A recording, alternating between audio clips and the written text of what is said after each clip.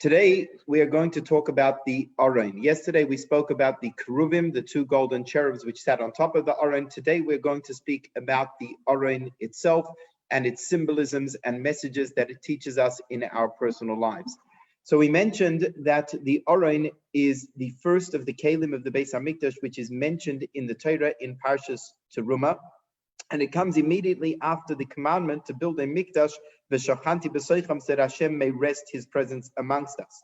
Because the Aron is integral. In fact, the Ramban tells us that the Aron was the Iker Chayfetz. It was the primary part of the Beis Hamikdash, because the Beis Hamikdash is about the revelation of the Shekhinah in the world, and the revelation of the Shekhinah of Hashem's presence in the world came down from the Aron itself.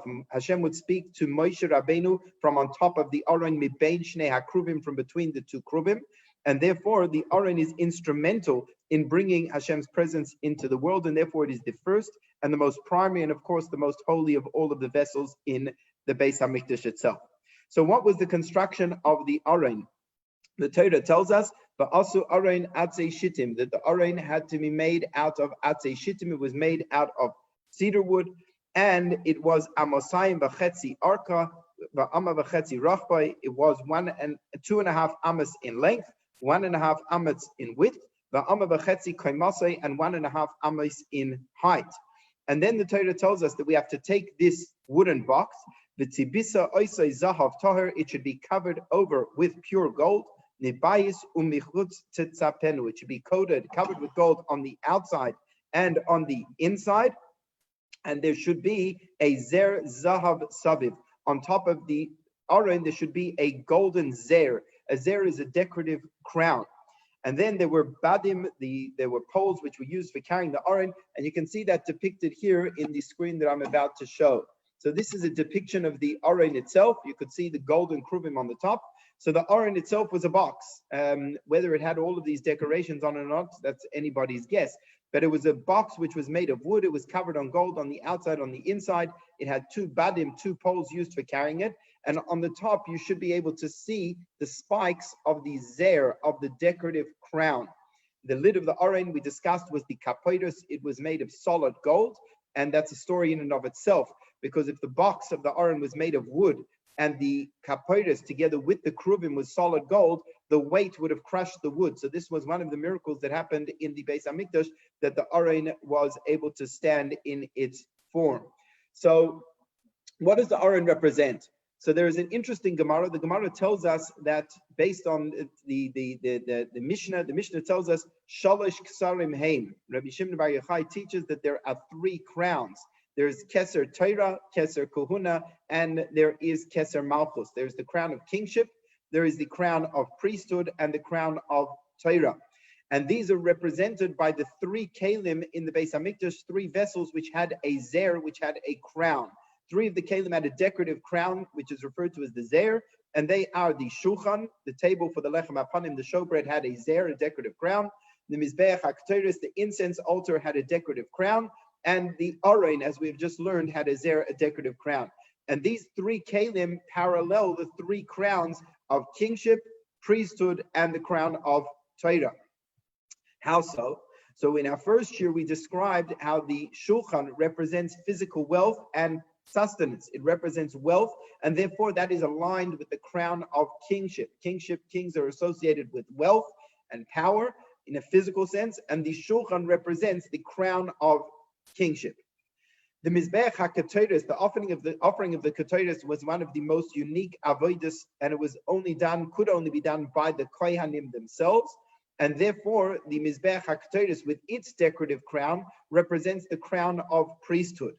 But the Aron, which of course, in the Aron they kept the luchos, the tablets of the Aseres HaDibros, the 10 Commandments, together with the Sefer Torah that was written by Moshe Rabbeinu on the day of his passing. And therefore the Aron represents Torah, and the crown on top of the Aron represents the crown of Torah.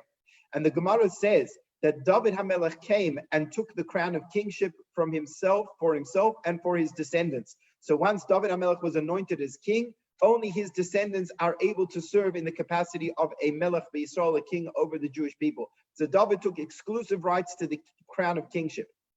Aron HaKohen took the rights of the crown of priesthood, that the kings, the priests, the Kohanim can only be descendants of Aron and his family.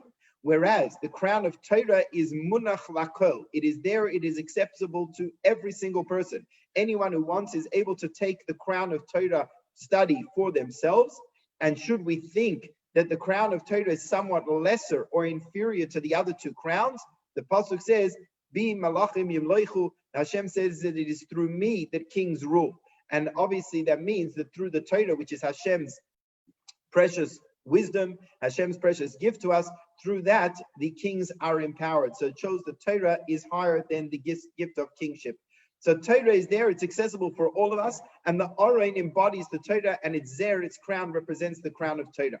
So in the Aron itself, we see a number of parts of the Aron which allude to the idea of Torah, and that's in addition to the fact that inside the Aron was the essence of Torah, the luchos of the Aseret HaDibros, the 10 Commandments.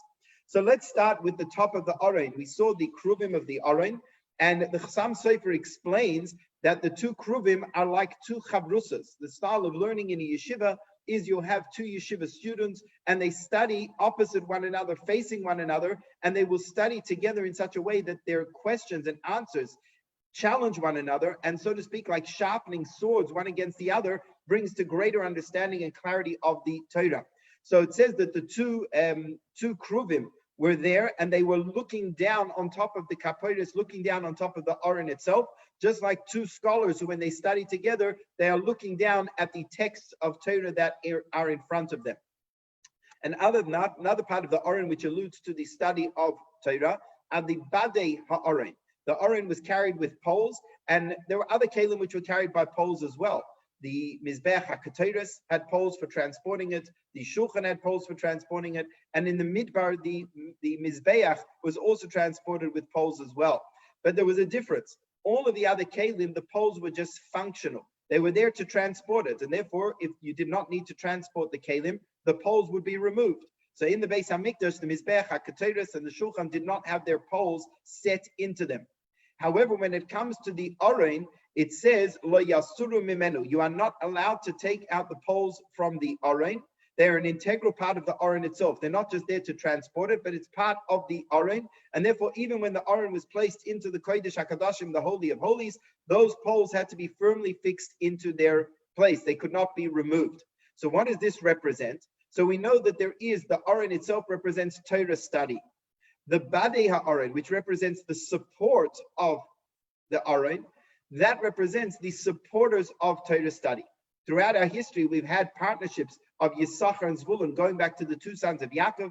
Yisachar were the scholars who would dedicate themselves to full-time Torah study, and Zvulun, the tribe which would engage in commerce and business, they would support by providing financial assistance to Yisachar so that they could dedicate themselves to the study and teaching of Torah. And throughout the ages, we have that partnership, and to this very day, it exists in Kollelim, in yeshivas, and the like, where Jewish people who are out there in the workforce, out there in the business world, seeing the value and importance of Torah study and Torah teachings, will sponsor the study of Torah. So those are the poles of the Aron. And the idea is that it's an integral unit. It cannot be separated. The two go hand in hand together. In ein kemach into ein Torah. If there's no flour, if there's no wheat, there's no sustenance, there cannot be Torah study.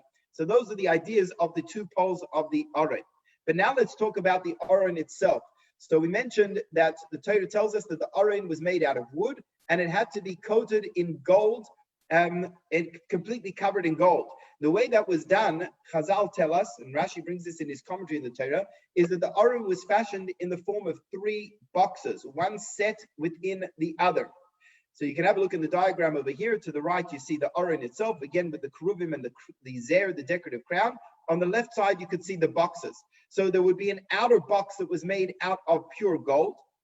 Then the middle box was a box which is constructed out of wood, as the Torah says it should be done. And then there was an inner box that was made of gold. So they didn't just take a wooden box and coat it, paint it with gold. Instead, it was made as three boxes. An external box of pure gold, then the Aron itself, the wooden box, which would be set into that outer box. And then you have the inside box, which was also a box of gold. And then there would be the gold layer on the top to cover over the wood that would have been exposed. And on top of that, set the kaporos. So what is the idea of the Aron being gold both on inside and outside? There is a concept called toichoi kabare, which means that one's inside should reflect their outside.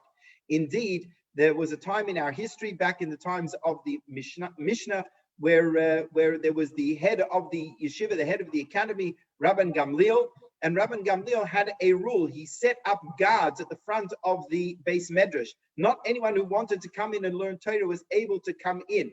And he had guards who were there, and in order to get entry into the Beis Medrash, only a Talmud, only a student who was toichoi kabare, that his inside reflected his outside, was allowed to have access to the Beis Medrash. Now, whilst he was subsequently deposed, and his successor, Rabbi Elazar ben Azariah, allowed anybody to come into the Beis Medrash without any limitations. However, this teaching, this idea of toichoi kabare is still an important value, because sometimes the way we present ourselves on the outside is not reflective of what's really happening on our inside. And a true Talmud Chacham, someone who is really embodied and internalized Torah, so the way they present themselves on the outside as being a Torah scholar, as being a pious individual, they have to reflect on the inside, reflect that the inside should be the same, that they should have genuine feelings on the inside, and their midos should reflect that which they portray on the outside. So that is the idea of toichoi kabare, that the Torah we learn should not just be something which affects us on the external level in our behaviors, but it should change us on the internal level as well. But what about the wooden box? That explains why there was gold on the outside and the inside. What is the symbolism of the wooden box in the middle? So I'd like to share an idea which is based on the teachings of the Alter Rebbe in Tanya. The Alter Rebbe explains as follows. We have two souls, we have two neshamas. We have a nefesh Bahamas, an animalistic soul, and a godly soul. Now, the animalistic soul will have its own drives, its own desires, dark emotions, negative character traits, impulses of anger and jealousy and arrogance, etc. The godly soul has its own set of emotions, which are about love of Hashem, love of fellow Jew, love of Torah, fear of Hashem, and the like. But then the Alter Rebbe tells us that in addition to the core of the soul itself, which are our ideas and our emotions, we also have levushim, we also have the garments of the soul, which are how we express and interact with the world and people around us. And those garments are our thoughts, speech, and action. And the whole crux of the work of Tanya is explaining that whilst we cannot control what happens to us on the emotional level, Hashem created us with a Yetzer Hara, Hashem created us with an animalistic soul. And we will have urges and feelings of desire or of jealousy or of anger, etc. And we can't really change that. We can't stop that happening to us. But what we are in control of, and therefore what we are responsible to control, is how we then express that. Do we give expression to those feelings that are happening on the inside? And the Alter Rebbe says that we are capable of certainly controlling our actions. We are capable of controlling our words, what we say, how we say, and when we say. And even we are capable of controlling our thoughts. That when we have a feeling of anger that arises within us, we have the choice not to focus on it in our consciousness and not to give it any expression, even in our thoughts. So the three boxes represent three different layers of our being, three different layers of our soul. The inner box, which is pure gold, that represents the essential core of every Jew. The essential core of every Jew, the neshama, is a part of Hashem, and therefore every Jew is absolute pure gold, is absolutely pure, is absolutely holy, is connected to Hashem, and desires only goodness.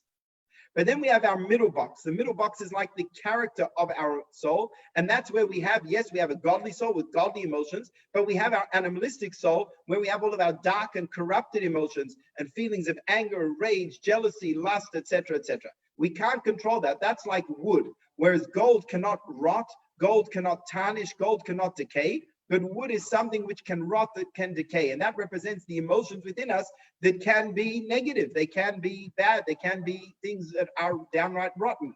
But then we have the outer box. And the outer box, that represents our levushim of thought, speech, and action. And that has to be pure gold as well. That it has to reflect the inner core of the essence of our soul. So that is the idea of the three boxes of the Aron. It represents three different layers. And it's a very powerful idea. It's a very empowering idea that the Alter Rebbe tells us that, yes, Hashem created us with an animalistic soul, with a Yetzer Hara, and therefore we are not tzaddikim, we are not perfectly righteous, and we will from time to time have feelings which are like wood, which can be rotten and subject to decay. We can have feelings of rage, we can have feelings of anger, feelings of jealousy, feelings of arrogance, etc. But we have the ability to make sure that what is on the outside is gold. We can make sure that our behaviors, what we do, is going to be pure, and we will control our behaviors and to act only in a way which is in accordance with what Hashem wants of us and what Torah wants of us. So this is a deeper level of what it means, that our external and our internal actually match up. That our behaviors, even though we're not tzaddikim on the inside, but our behaviors on the outside are reflective of the essential core of our neshama, which is absolutely pure and absolutely good. So that is the message of the Aron. And with that, we'll conclude our shir today. Thank you for joining us, and we look forward to seeing you again after Tisha B'Av. Hopefully, Mashiach will come beforehand so that we'll be able to learn together on Tisha B'Av itself and celebrate it as a day of rejoicing with the rebuilding of the third Beis Hamikdash and the coming of Mashiach.